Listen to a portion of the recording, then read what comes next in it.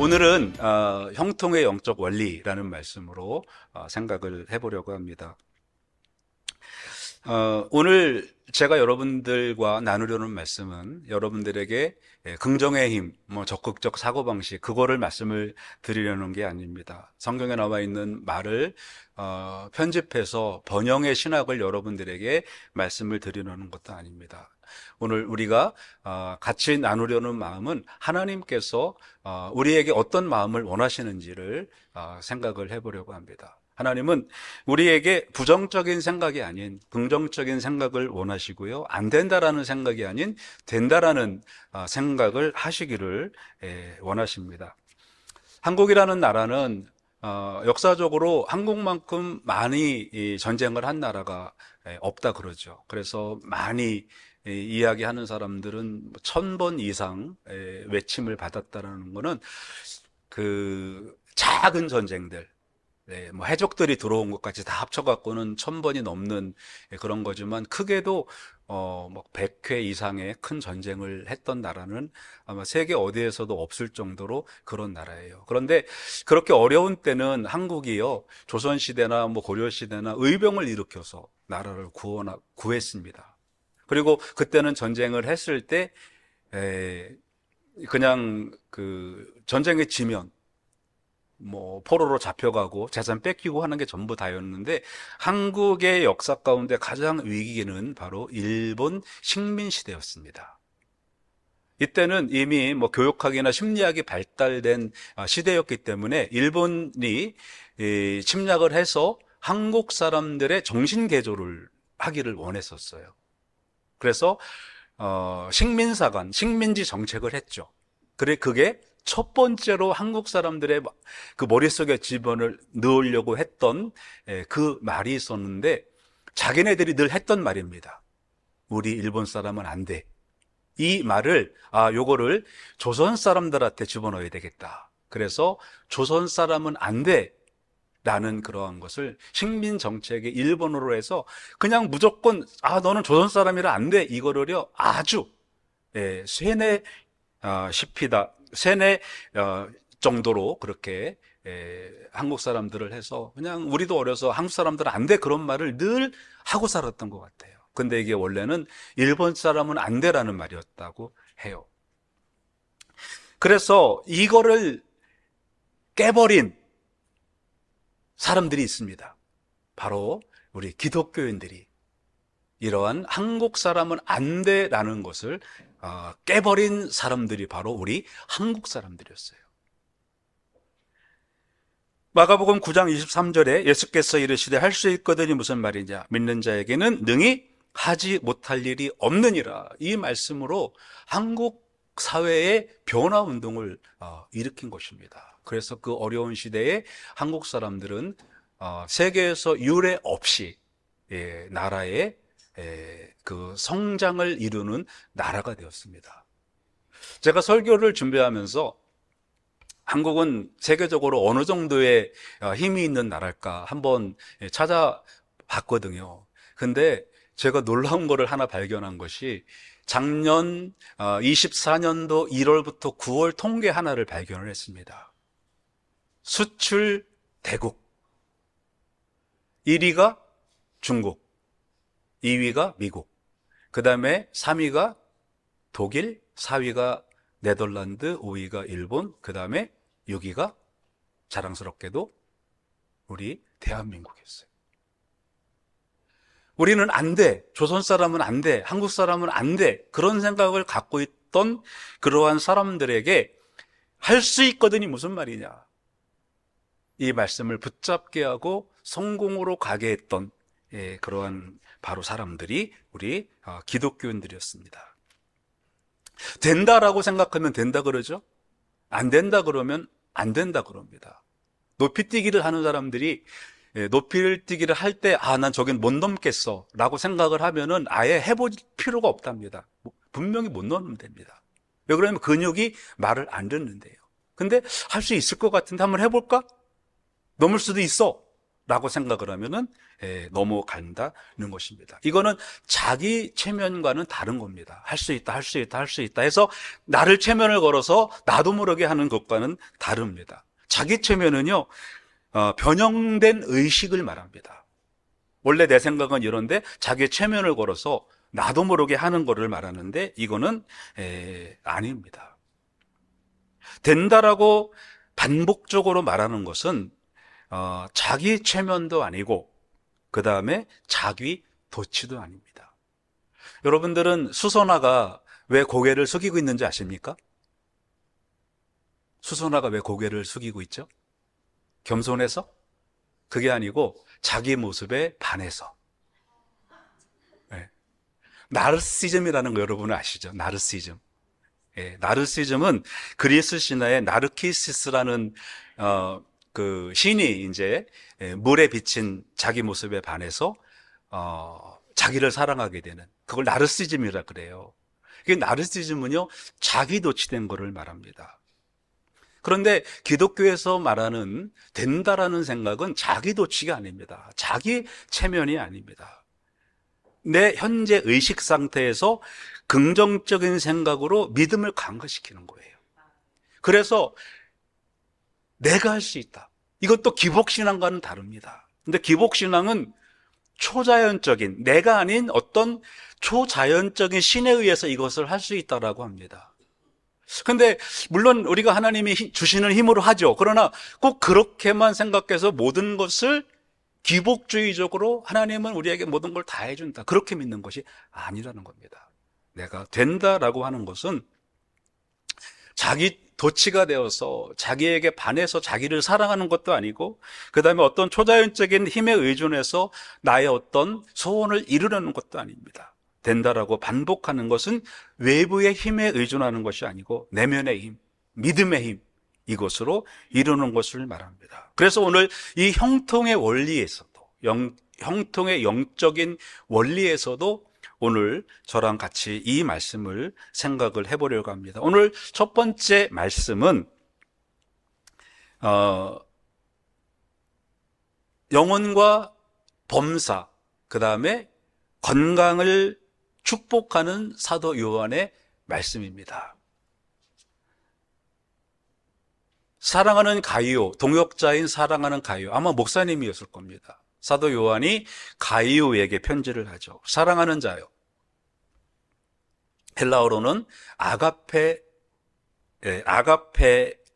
합니다. 아가페테는 사랑은 한국 사람들은 이 사랑이라는 표현을 잘 쓰죠. 교회 안에서도 사랑합니다, 사랑합니다 말을 잘 써요. 근데 영어를 쓰는 이 호주 사람들은 남자한테 남자가 사랑한다는 말을 안 하죠. 그죠? 여자가 여자한테는 사랑한다는 말을 안 합니다. 그런데 성경에 보면 남자가 남자한테 사랑한다는 말을 해요. 그거는 사랑이란 그 단어가 헬라에는 4개가 있어요. 그래서 아가페는 신의 사랑, 그 다음에 스톨게는 부모님의 사랑. 그래서 엄마 사랑해요 그러면 우리는 사랑이란 말이 하나지만은 엄마 사랑해요라고 하면 그 사람들은 스톨게란 말을 쓰고요. 친구 간에 사랑해 그러면 필레오를 씁니다. 필레오란 말을 쓰고 연인 간에는 사랑해 그러면 에로스라는 말을 써요.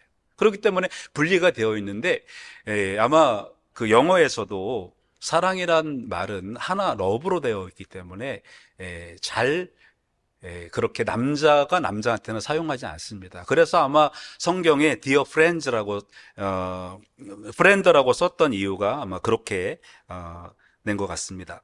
아무튼 사랑하는 가이오에게 축복을 하는 겁니다. 축복은 우리 순복음교회에서는 삼박자구원이라 그래서 이거를 영혼이 잘 되고 범사가 잘 되고 건강하기를 바란다. 이렇게 이제 하는데 그 말도 맞기는 맞지만 조금 분리할 필요가 있습니다. 자, 여러분 잘 보세요. 내 영혼이 잘됨 같이라고 했죠. 잘됨 같이 그 다음에 뭐가 잘 되라고요? 범사와 건강이 잘 되기를 바란다 그랬잖아요. 내가 간구한다라고 했잖아요. 그러니까 영혼이 잘됨과 같이 2개가 잘 된다는 거예요. 근데 보통 생각하기에는 사람들이 영혼은 잘 되는 거는 그냥 놔두고 요것만 잘 되면 된다고 생각을 하는 거예요. 그러니까 삼박자 구원이 아니고 사실은 이박자 구원입니다. 영혼이 잘 되고 범사가 잘 되고 이게 그렇게 해야 맞는 거예요. 그래서 먼저 내 영혼이 잘됨 같이라고 말씀을 하고 있는 것은, 이 영혼이라는 것은 어떤 사람의 내면만을 말하는 게 아닙니다. 그러니까 내 마음만을 말하는 게 아니에요. 단지 목숨만을 말하는 게 아닙니다. 내 영혼이 잘됨 같이라고 하는 것은 이 내 안에 있는 내 목숨, 내 생각, 이 모든 것을 합쳐서 말하는 것입니다. 그러니까 가이오에게 내 영혼이 잘 되기를 바란다라고 하는 것은 이 내적인 가이오가 잘 되기를 바라는 거예요.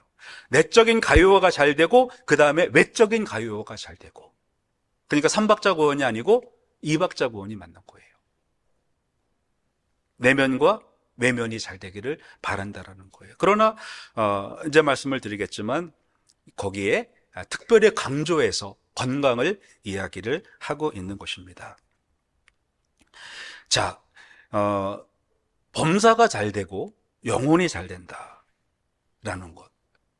제가 꽤 오래전에 한 10여 년 전에 여기 시드니 공항에 갔다가 아마 지금으로 생각하면 아마 저 정도 된 것 같아요. 한 60대 초반 되시는 그런 부부를 만나는데, 이분들이 아들을 잃어버리고 아들을 못 찾고 막 당황해하고 계시더라고요. 근데 한국말로 애들이 어디 갔지 어디 갔지 어떻게 찾지 막 그러시길래 제가 지나가다가 혹시 도와드릴까요? 그랬더니 아들하고 만나기로 했는데 서로 길이 엇갈렸다는 거예요. 그래서 아드님 전화번호가 있으면 전화를 해드릴게요. 그래서 전화를 해갖고 만났어요. 그래가지고 저는 주마음교회 박용대 목사입니다. 그리고서 인사를 하고 이제 헤어졌는데 그 주일에 저희 교회 오신 거예요. 어떻게 찾아가지고. 네, 그래가지고 오셔서 이제 예배 잘 드리고, 그리고 가시면서 너무 그때 당황했는데 목사님 도우셔서 이렇게 잘 아들 집에 도착했다고 이제 그런 말씀을 하시면서 인사하고 점심 잡수고 가시면서 목사님 앞으로 꽃길만 걸으세요 그러시고 이제 가셨어요. 네, 그래서 네. 근데 이제 그분의 의미를 저는 알죠. 이 꽃길이라는 거는 사실은 우리 인생의 형통만 하는 것이 꽃길이 아닌 거는 여러분 아시죠? 그죠? 네, 형통해서 가는 거는 그거는 절대로 꽃길이 아닙니다. 이 꽃길이라는 그런 개념을 우리가 먼저는 생각을 하셔야 되죠. 고통은 나쁜 걸까요? 좋은 걸까요? 한번 대답 좀 해보세요. 고통은 곧 좋기도 하고 안 좋기도 하고. 그렇게 이분법적으로 이렇게 애매모호하게 하지 마시고 분명하게 말씀하세요. 자기 이렇게 예, 맞습니다. 예. 근데 제가 이제 질문이 조금 그랬는데 고난이 필요할까요? 필요하지 않을까요?라고 하면 예, 필요한다고 하는 게 맞습니다. 왜 그러냐면 여러분들이 예, 여기에 그 칼에 푹 찔렸어요. 여기 옆구리에. 근데 사람들이 옆에 사람들이 막 기절을 합니다. 막 피가 막 흐르고 막 그러니까. 근데 본인은 실제로 아니 왜 그래? 칼 찔렸잖아요. 피 흘리잖아요. 아니 괜찮아 안 아파. 안 아픈 게 좋은 걸까요? 나쁜 걸까요? 나쁜 거죠. 안 아픈 게 나쁜 겁니다. 고통은 나쁜 건가요? 좋을 건가요? 고통은 사실은 좋은 겁니다. 그래서 C.S. 루이스라는 그 기독교 변증가는 기독교는 고통은 하나님께 살려달라는 외침이라는 거예요. 안 아픈 게 문제예요. 안 아픈 게.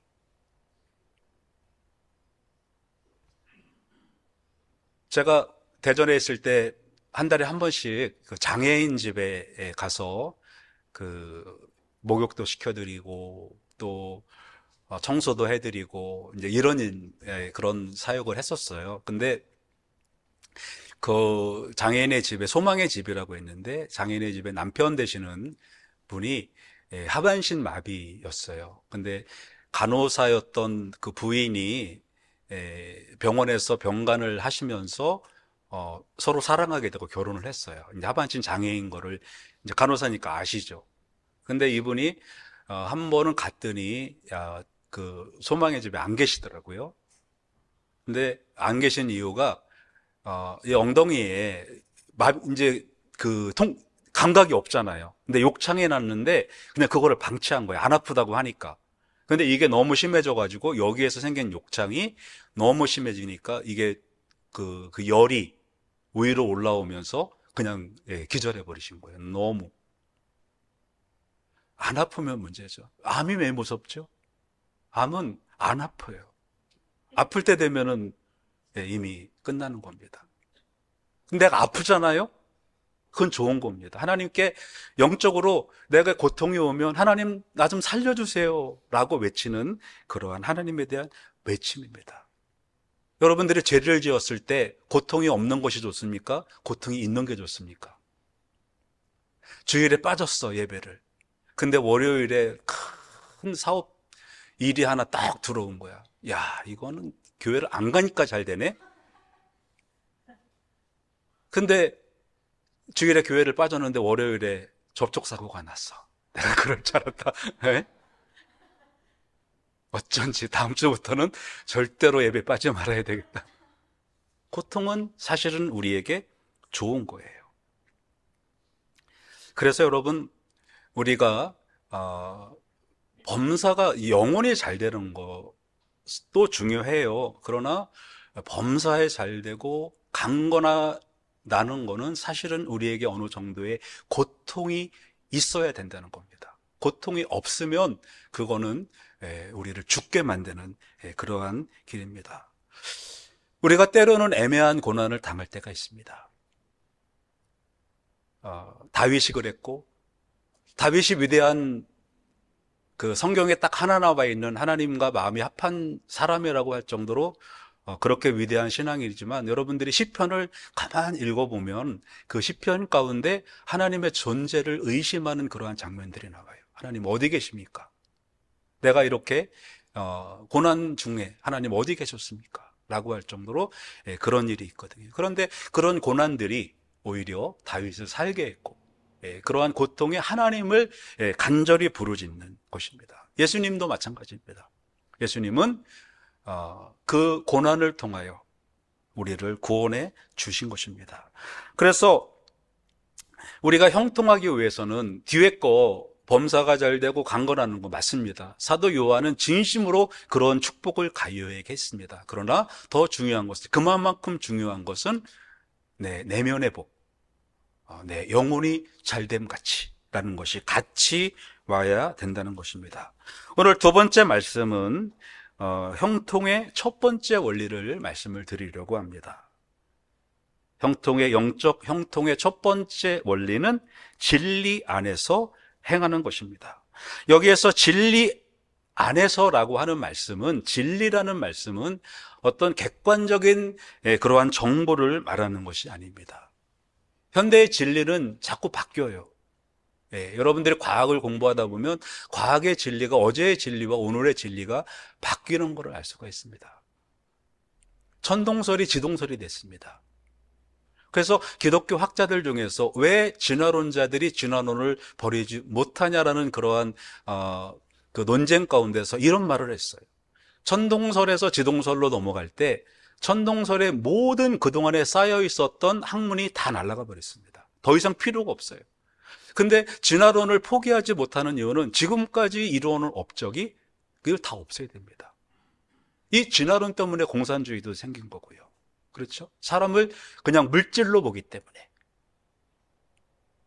그러면 모든 기반이 다 사라져 버리는 거예요. 그래서 포기를 못하는 거예요. 그런데 저는 목사로서 믿기는 금방 무너집니다. 네. 일단은 그 진화론에서는 시작이 없어요. 시작이. 그게 문제입니다. 사람이 우연히 생겼다. 이렇게 하는 거는 그거는 무너질 수밖에 없는 그러한 논리라는 거예요. 그런데 우리가 진리를 알 때 이 진리는요 우리에게 기쁨을 주게 됩니다. 수명이 가장 긴 직종이 뭔지 아십니까? 무슨 직종? 종교인. 종교인. 그 다음에 종교인 중에서도 목회자. 왜 그럴까요? 사람이 기분이 좋으면 무슨 호르몬이 나오죠? 엔돌핀이 나오죠. 엔돌핀의 4,000배가 되는 다이돌핀이 언제 나오냐면 진리를 깨달았을 때. 그때 다이돌핀이 나온다 그래요. 여러분들도 오래 살고 싶으시면은 지금이라도 신학 공부를 해서 예, 목회자가 되시기를 바랍니다. 예. 그러니까 목회자들이 제일 오래 사는 직종이고요. 두 번째로 오래 사는 직종이 있답니다. 뭔지 아십니까? 지휘자. 우리 장문정 지휘자님도 계신데 저희 아들이 이번에 그 어머니날 마더스데이 선물로 미저러블 장발장 그거를 티켓을 사와가지고 토요일 오후에 그걸 보러 갔어요. 근데 ICC라고 옛날에 컨벤션 센터 거기로 이제 갔는데 저는 거기에 그런 그 시설이 있는 줄 몰랐어요. 들어갔는데 한 3천에서 5천석은 될 것 같더라고요. 굉장히 큰데 저는 왜 그런 생각을 하는지 모르겠어요. 이게 들어가면 그 뮤지컬에 집중을 해야 되는데 딱 들어가서 좌석을 쫙 세보는 거예요. 한 5천석이 되니까 여기 이제 이 돈, 우리가 낸 돈 하면은 얼마 정도 나오고 그러면 이제 미국에서 비행기 하고 얼마는 남겠다. 왜 그런 생각이 저는 드는지 모르겠어요. 여러분들은 무슨 생각이 드시나요? 어쨌거나 그래가지고서 이제 하는데 저의 눈에 사로잡혔던 사람들은 그 미국에서 온 그 배우들이에요. 근데 한 50명 정도 되는 그 악단 오케스트라가 있고 그다음에 이제 배우들이 있는데 그 중심에 서 있는 그 연세가 좀 있으신 지휘자가 있어요. 근데 이제 음악이 시작이 되면 이게 혼자 이렇게 하는 게 아니고 뮤지컬이니까 배우들이 여럿이 나오는데 한 노래를 하면 여기에서 다른 노래를 하고 전혀 다른 노래를 하고 어린이가 나오고 어린이들이 나오고 그 다음에 이제 춤을 추고 하는데 여기에서 누가 노래를 하고 있으면 다른 사람들은 가만히 보고 있는 것이 아니라 서로 이야기를 하고 서로 노래를 하고 다른 노래를 하고 하는데 그 모든 전체를 이 지휘봉 하나로 다 주의가 되는 거예요.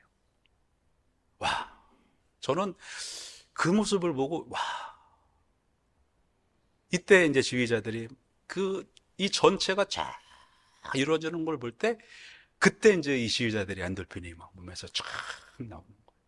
이 전체가 전혀 다른 소리들이 우리 성가대도 그렇잖아요. 소프라노, 테너, 베이스, 알토가 전혀 다른 소리를 내요. 근데 지휘자의 그 지휘봉에 따라서 하나로 하모니가 돼서 나오는 거잖아요.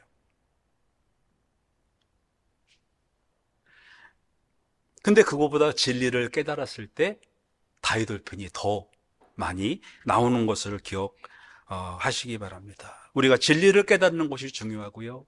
그래서 요한이 그런 그 말씀을 하고 있습니다. 형제들이 와서 내게 있는 진리를 증언하되 내가 진리 안에서 행한다 하니 내가 심히 기뻐하노라. Great joy라고 하죠. 심히 기뻐하다는 말보다 Great joy. 이거는 희열이라는 뜻입니다. 희열. 그러니까 그냥 내 안에서 엔돌핀 정도가 아니 다이돌핀이 그냥 분출이 돼서 나온다 그런 말이에요. 우리가 진리에 대한 그 깨달음은 바로 그것입니다. 내가 심히 기뻐한다라는 것은 그 강도가 어마어마하다라는 거예요. 결코 세상으로는 만족할 수 없는 그러한 벅차오르는 행복과 희열과 감격이 있다라는 그러한 말씀입니다. 그 이유는 바로 너희가 진리 안에서 행한다 하니. 진리 안에서 행한다 하니. 원래는 헬라 말에는 진리에 대하여 충성한다 하니 라는 겁니다. 영어로는 그렇게 되어 있잖아요. 그죠?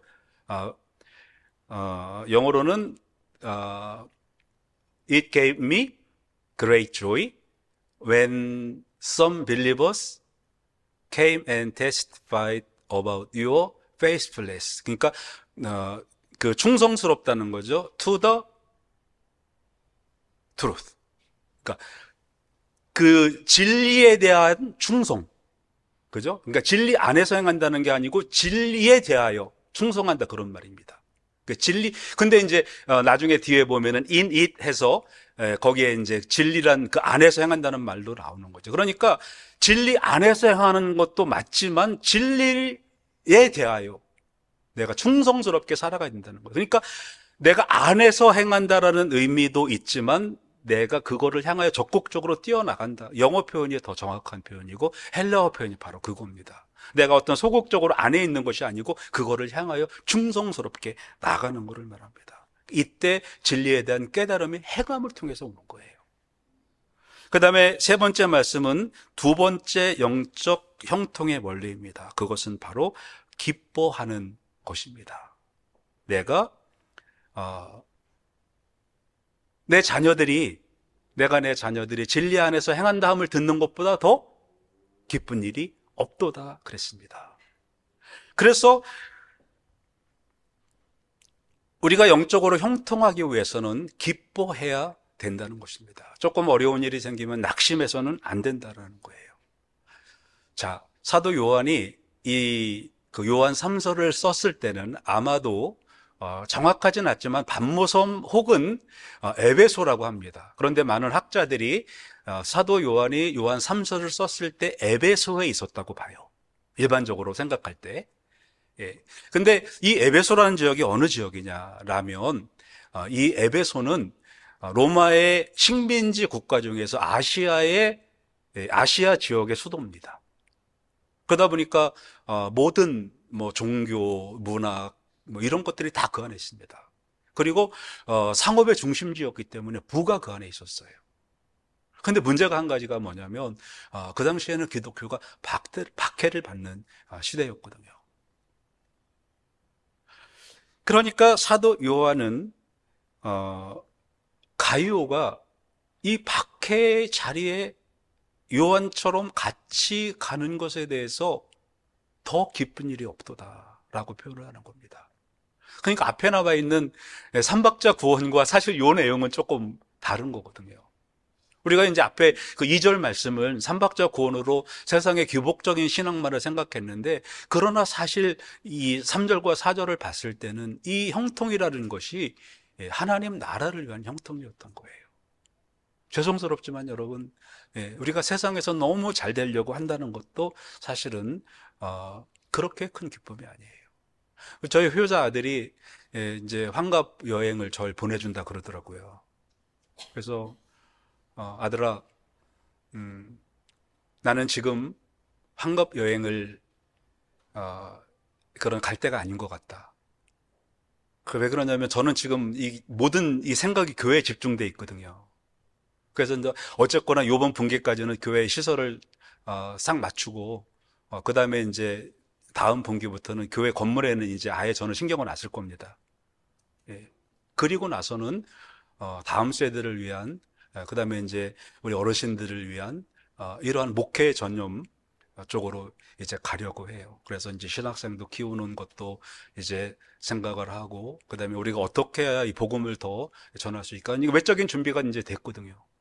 아까 아침에도 우리 25 목사님과 이야기를 나누면서 시드니에 있는 교회 가운데서 이렇게 작은 건물에 이런 시설을 하는 교회는 아마 우리 교회 말고는 없을 것 같아요. 예. 근데 지금 저의 기쁨은 여행을 가서 몇 주 동안 있다 오는 게 기쁨이 아니고, 저의 기쁨은 교회가 빨리 안정되는 것, 그게 기쁨이에요. 그래서 제가 요거가 끝날 때까지는 휴가도 반납하고 그런 그 생각을 하고 있는 거예요. 그러니까 우리가 진리 안에서 행한다 함은 더 기쁜 일이 없도다. 이것 말고는 더 기쁜 일이 없다는 거예요. 근데 지금 제 마음이 그렇습니다. 이 목회 말고는 더 기쁜 게 없어요. 지금은. 뭐 다음은 또 어떻게 변할지 모르지만 아직까지는 그렇습니다. 사실 제가 여행을 싫어하는 사람이 아니거든요. 1년에 4번은 꼭 아이들과 가족끼리 여행을 다녔습니다. 하룻밤이라도 나가서 자고 왔어요. 근데 지금은 저는 더 기쁜 일이 여행을 가는 것보다 교회를 안정시키고 성장해 가는 것이, 진리 안에서 행하는 것이 저에게는 더 기쁨이 된다는 것입니다. 그래서 여러분, 이제는 우리가 기뻐해야 됩니다. 이것이 영적 형통의 원리입니다. 또 내가 기뻐하지만 남의 일도 같이 기뻐해 줘야 돼요. 애들이 이제 진급을 했어요. 뭐 남편이 이제 진급을 했다거나 이제 그러면은 다 그런 얘기를 들었을 때 여러분들은 무슨 생각을 하십니까? 가서 어떤 멘트를 날려줘야 될까? 이런 생각을 안 하십니까? 아빠, 나 진급했어요. 야, 때 되면 다 하는 거야.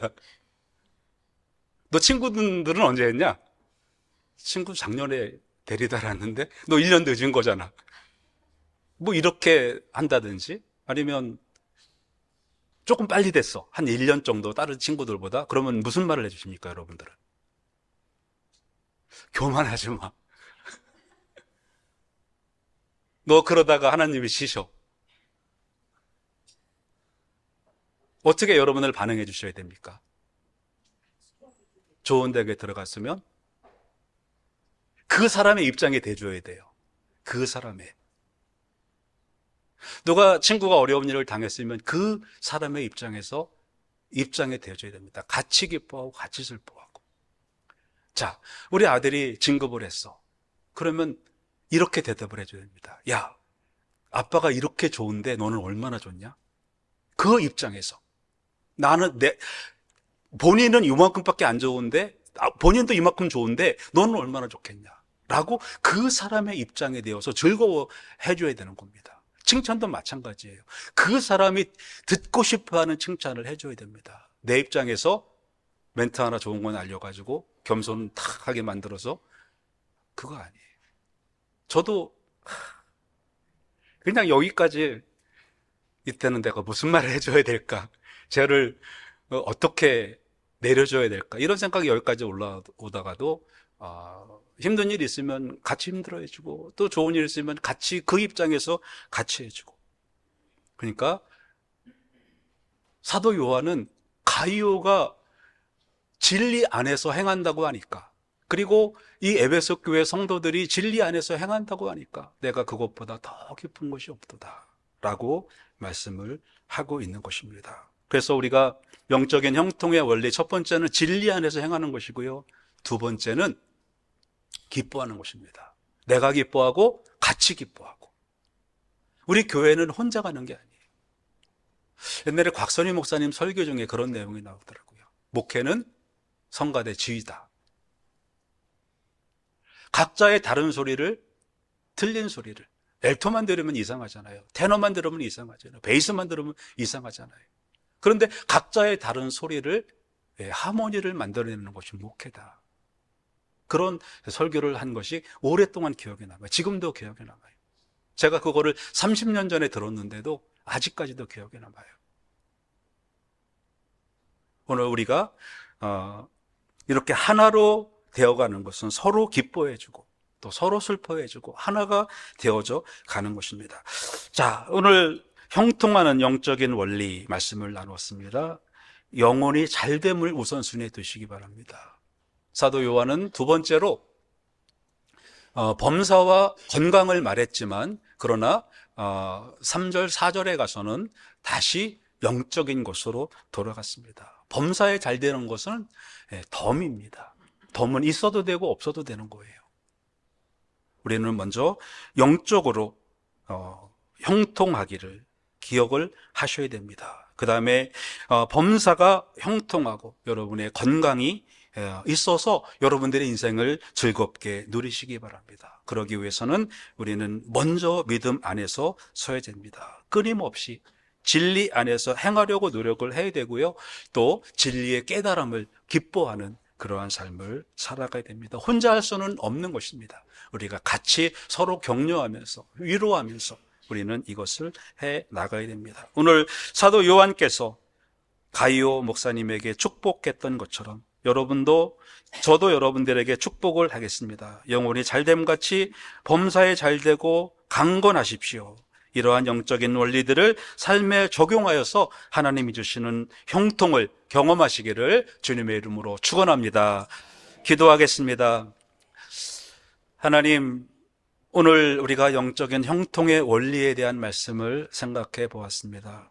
먼저는 우리의 영혼이 잘되게 하시고, 즉 우리의 내면이 잘되게 하시고, 그 다음에 우리의 외면이 잘되게 하여 주시옵소서. 그래서 하나님께서 우리에게 주신다고 약속하셨던 그러한 모든 것을 우리가 이 세상에서 받아 누리는 그러한 형통하는 성도의 삶을 살게 하여 주시옵소서. 예수님 이름으로 기도드립니다. 아멘.